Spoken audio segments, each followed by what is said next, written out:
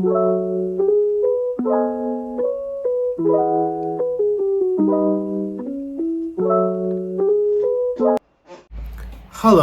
hope you are doing well. We are back for another episode of Manny Monday. In case you don't know what a Manny Monday is, it's an opportunity for me to talk to my family and friends and tell them about everything that was going on with my weeks and also a moment of epiphanies. I usually have a list, right? This is usually like 3 to 2 or 4 action items, right? This list will be available on my Instagram. Boom, boom, either side, right? I'll upload it on Friday. That following Monday, I will upload a video on YouTube explaining everything or going over that list, right? But without further ado, let's get right into it. So the first thing that I have on the list is the day that my heart stopped, right? So over the weekend, I spent a majority of that time in the hospital, right? So I started having heart issues. It's inconclusive, so they really don't know what was going on, right? I did experience a lot of things as far as stress that could play a role in the subconscious, right? So again, I had tightness in the chest. I couldn't breathe. It felt like my chest was about to be ripped open. And in that moment, I knew I had to do something. So I ended up driving to the hospital. I got checked out. They did all these tests. They gave me some anxiety medicine, and that really helped release some of the tension in my chest. I still felt a little ill, right? But after returning home, resting up a little bit, I do feel a lot better. But the verdict about what caused it is still out. But there are a couple possibilities, and I would just like to express with you what those possibilities are. Culprit number 1, food poisoning. I admit, I ate some ham that was a week old. Okay, before you start judging me, okay, I don't like letting food go to waste, okay? Motherfucker, I meal prep.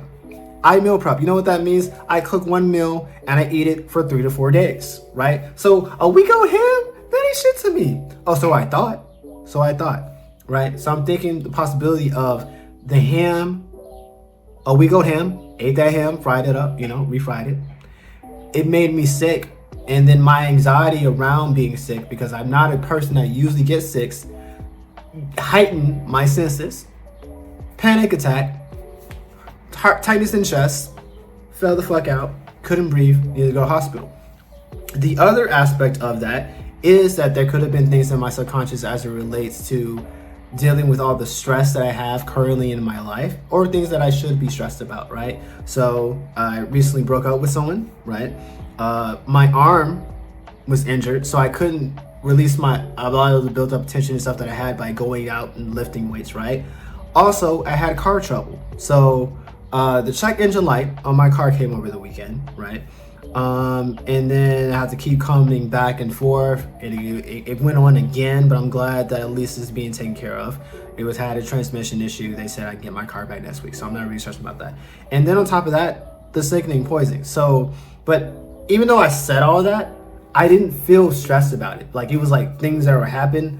I didn't feel any type of way about it, but I do recognize that these things can be stressful situations and that they could be a precursor for it, right? The scary thing about it, when I tell people that, they were telling me like, Manny, you should relax. Manny, don't stress. When you tell a motherfucker don't stress, he stresses, okay? I'm just saying. But to tell you, I'm okay. I'm going to get a second opinion. So even though I went to the doctor and they told me that there was inconclusive, that they couldn't really decide besides those 2 options, they did give me a recommendation, and I'm going to follow up on the recommendation, because I realized even though I may be cocky and arrogant about like, oh, I know what's going on with my body, or I don't know, right? Or, oh, I'm fine right now. It doesn't hurt me. It's not going to cost me anything to get a second opinion. I mean, it may cost me a little money, but it's worth it in the long run. It's because I know that I'm all right. Using your leverage, right? So I was talking to this concept with a friend. So I'm acknowledging friend. I'm not going to say your name because I want to give you a nominee. Did I say that word right? I don't give a fuck. I'm giving you a nominee. And so we talked about the sense of losing your leverage, and losing your leverage just means that you are aware of your social identity, you're aware of your socioeconomic status, and utilizing that to your advantage. And I don't think this is necessarily a bad thing. I know people use their status and stuff for bad means and to get over and manipulate people, but I'm talking about in the sense that we forget who the fuck we are. Like, you woke up today, you are him, you are her, you are they. If that's your fancy, you are Timothy. Do you forget that your name is Timothy? It rhymes with Timothy, right?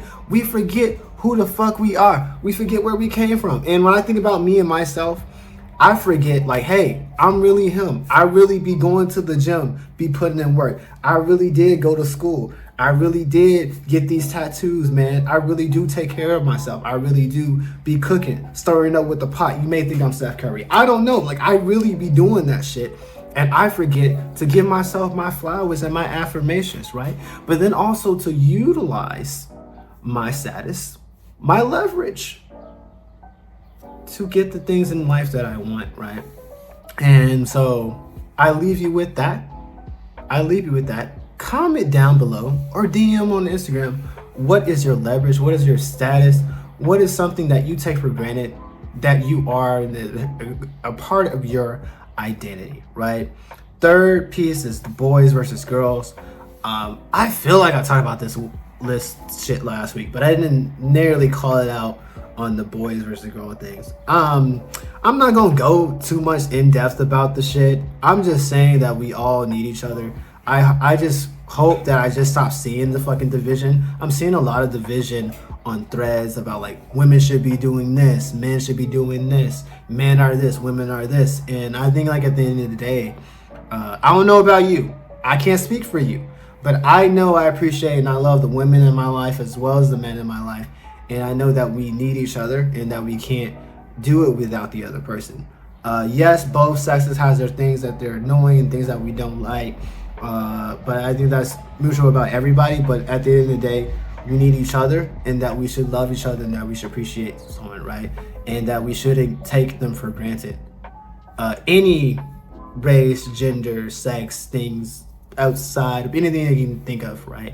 But I meant with this conversation, I'm talking particularly about the divide between men and women. And I wish, at least next time I talk to you guys, that I would see something different, you know? I would see something that's hopeful, right?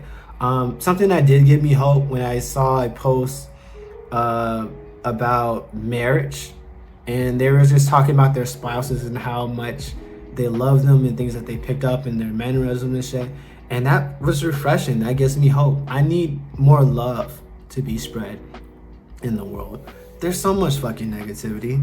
If I wanted negativity, I could just think about my life and the things that are going on, or even everything that transpired in the week. And so I need a glimmer of light. And sometimes I just walk up to my students and wherever I'm in work, and I tell me something that's good that's going on, because I need that. I need that right now. So I'm giving you guys homework right now, okay? So you gotta DM me or comment about your leverage, right?